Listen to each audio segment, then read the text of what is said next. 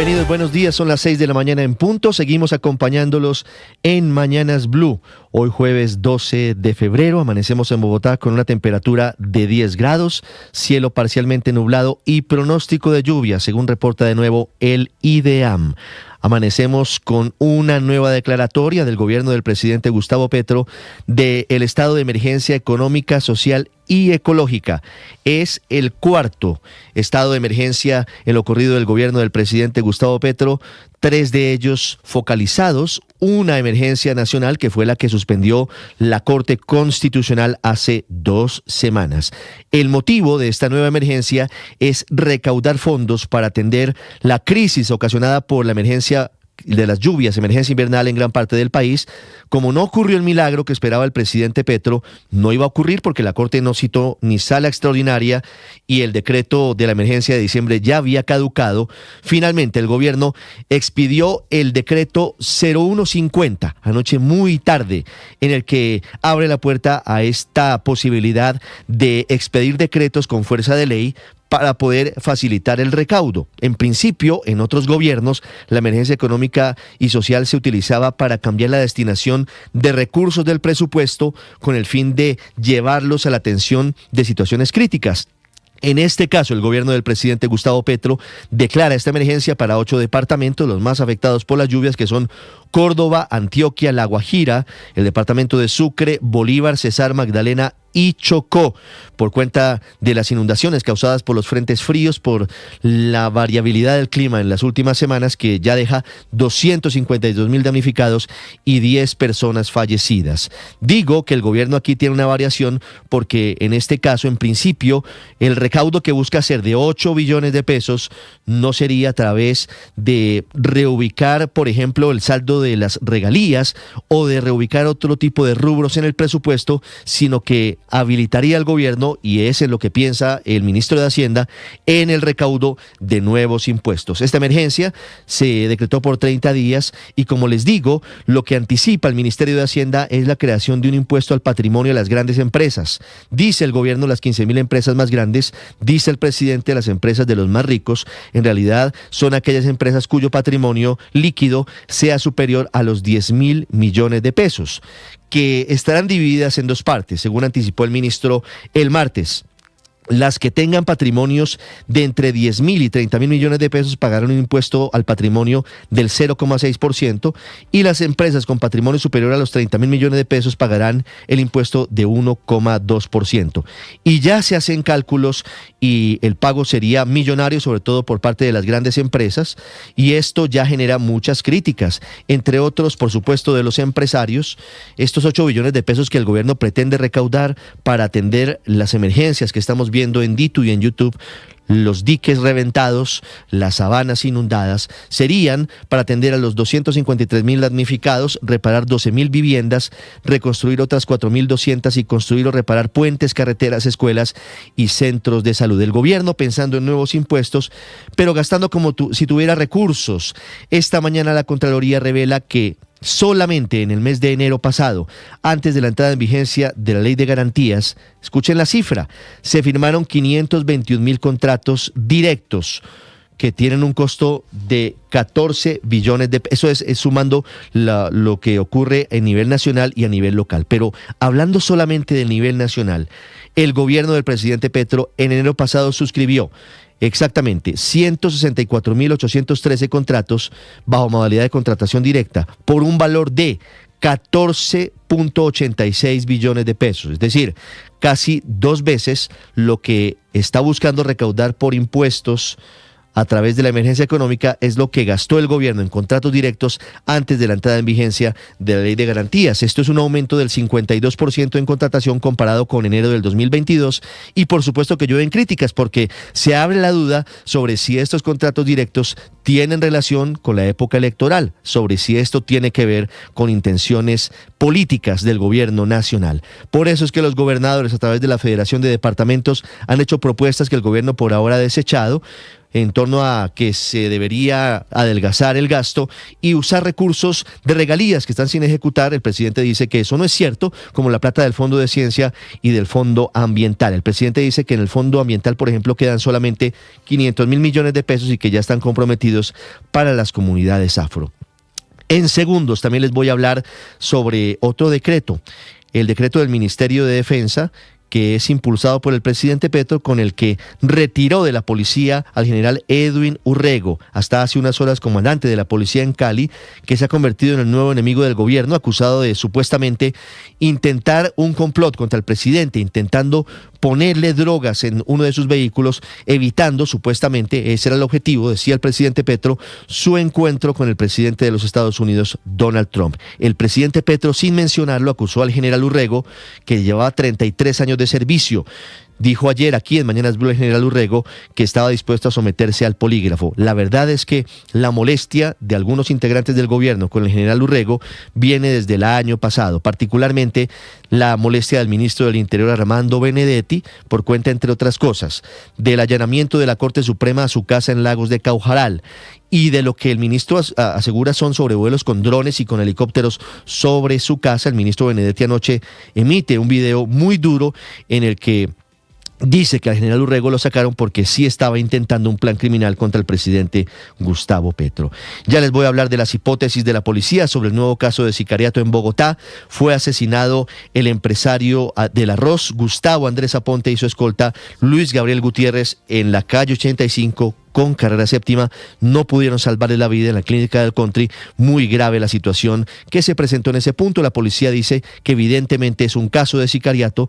El asesino huyó en una moto que lo esperaba sobre el corredor de la carrera séptima ayer sobre las 4 de la tarde en la capital del país. Vamos a hablar de elecciones de la Unión Europea, que desplegará 40 observadores desde este momento para monitorear las elecciones en Colombia.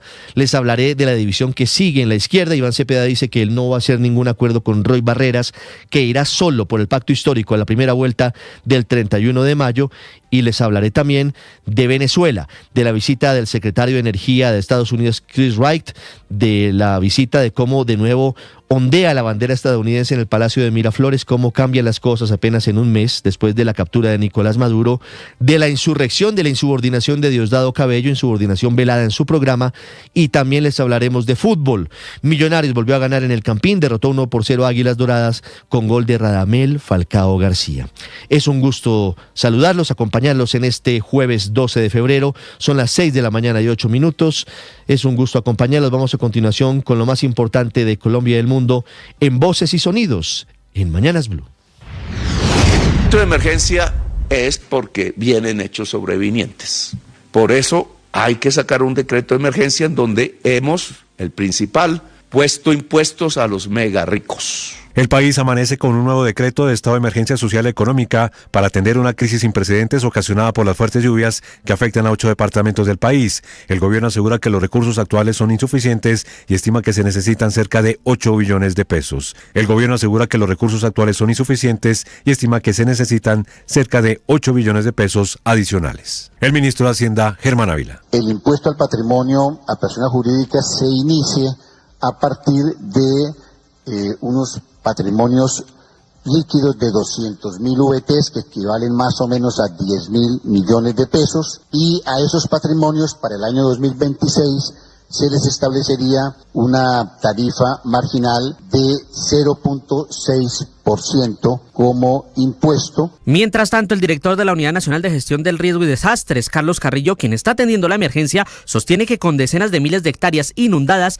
ni el gobierno nacional ni el departamental cuentan con los fondos suficientes para atender la magnitud del desastre. Eso, haciendo un poco matemáticas de servilleta, nos puede estar dando que tendríamos unas 250.000 o 300.000 hectáreas afectadas. Sin embargo, no todos están en desacuerdo. Fedegan respaldó la iniciativa siempre y cuando haya garantías claras de que los recursos se destinarán exclusivamente para atender la emergencia. Así lo mencionó el presidente de Fedegan, José Félix Ellafuri. Creo que aquí hay un desastre y creo que medidas de esta naturaleza el sector ganadero sí lo apoyaría, porque se trata de tener una mirada mucho más focalizada en cerca de 300.000 hectáreas que quedaron en una situación prácticamente improductiva. María Elena Ospina, presidenta de ACOPI. El país necesita responder a la emergencia, pero sin generar un costo económico mayor, porque es que si se cae la inversión, se desacelera la producción y se reduce el empleo. Y al final también cae el recaudo. Y la solución en este país, acuérdate que aquí todo lo que es temporal se convierte en permanente.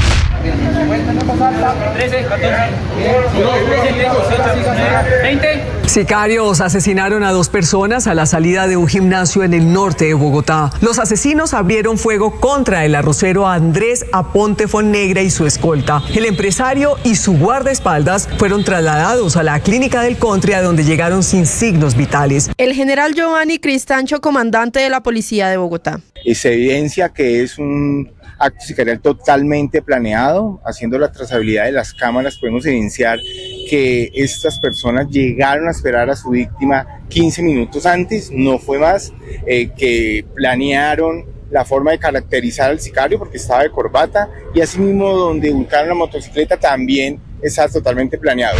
Y nunca haría algo que pueda deshonesto y con falta de ética, que pueda dañar mi honra, mi nombre. Lo único que ha hecho es actuar conforme a la ley. Se hizo oficial la decisión del presidente Gustavo Petro de retirar al general de la policía Edwin Masleider Urrego Pedraza por un supuesto complot en su contra que pretendía frustrar su reunión con el presidente estadounidense Donald Trump.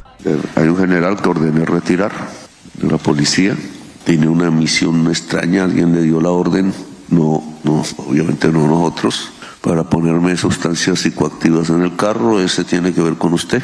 El ministro del Interior, Armando Benedetti, rectificó lo dicho por el presidente y aseguró que al general lo retiraron por otras razones distintas al allanamiento en su casa. A usted lo sacaron fue por un entrampamiento que quería hacer, también por su paso por la Polfa, por la Dijín y por actos sospechosos en ese pasado. Al mismo tiempo usted está, por su cargo, le está prohibido deliberar y usted se estaba aliando con otras fuerzas políticas para delinquir.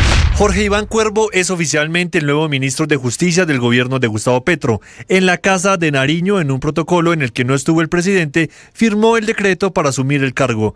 El jefe de cartera buscará armonizar la relación. Yo tengo que reunirme con las altas cortes, con Procuraduría, con Fiscalía, con Defensoría, y que sea lo que nos une el diálogo institucional. Esas discusiones, digamos, sobre casos específicos, yo no las voy a traer a la agenda del ministerio. Los familiares de Pedro Julio Movilla, con el respaldo del colectivo de abogados José Alvear Restrepo y del Movimiento de Víctimas de Crímenes de Estado, quienes señalaron que la excavación se realizó de manera ilegal en un punto identificado como posible lugar de inhumación de restos humanos. Como afirman en su comunicado, tras conocerse la intervención, la JEP adelantó gestiones para recuperar los elementos hallados durante la excavación y someterlos a análisis técnicos. Como resultado de esos estudios, afirman que Medicina Legal confirmó recientemente que uno de los objetos presenta rastros de sangre humana. Ante estos hechos, plantearon la necesidad de esclarecer si en ese lugar estarían los restos de Pedro Julio Movilla y si la intervención afectó elementos probatorios. La JEP ratificó que tiene la competencia para investigar el magnicidio de Álvaro Gómez Hurtado, después de que hace algunos años la extinta guerrilla de las FARC se adjudicara el crimen. Sin embargo, esa jurisdicción también abrió la puerta para que en la justicia ordinaria se investiguen otras hipótesis relacionadas con el magnicidio. La Sala de Primera Instancia de la Corte Suprema de Justicia dejó en firme el juicio contra el representante de la Cámara, Miguel Polo Polo, por presunta injuria, y asimismo negó varias de las pruebas solicitadas por la defensa de Polo Polo dentro del proceso penal que se adelanta en su contra por las afirmaciones supuestamente injuriosas en contra de Gustavo Bolívar relacionadas con los suicidios de 2 jóvenes ocurridos en el 2021. Iván Cepeda reafirmó que será el candidato del pacto histórico en primera vuelta sin importar los resultados de la consulta del Frente por la Vida de la Izquierda. Con esto descarta cualquier alianza con los miembros de ese sector. El 31 de mayo me presentaré a la primera vuelta como candidato único del pacto histórico. Que quede claro para nuestros adversarios y para nuestros contradictores. Así que no nos vengan a chantajear. Diosdado Cabello dijo en su programa Con el Mazo Dando que la propuesta del presidente Gustavo Petro a su homólogo estadounidense Donald Trump para adelantar acciones militares contra el narcotráfico en la frontera entre Venezuela y Colombia ya se la había hecho con anterioridad Nicolás Maduro. Pero esta propuesta se la hizo el presidente Nicolás Maduro a Petro hace como Un año exactamente, un año, y nunca dio respuesta. Y ahora se va para Estados Unidos a decir que eso es idea de él. Hay gente rara en este mundo, ¿vale?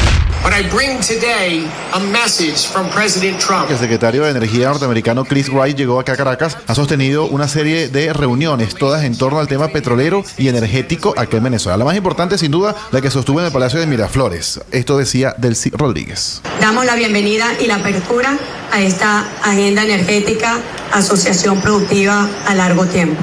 Anoche en el Estadio El Campín, Millonarios le ganó 1-0 a Águilas Doradas y rompió la racha de empates y derrotas al conseguir su primera victoria en la sexta fecha de la Liga Betplay. Con una grama que permitió el desarrollo normal del juego y un estadio con bastante público, el encargado de sellar la victoria fue Radamel Falcao, quien ingresó para el segundo tiempo y en el minuto 56 cobró de manera exitosa un penalti tras una falta sobre Andrés Ginás. Estás escuchando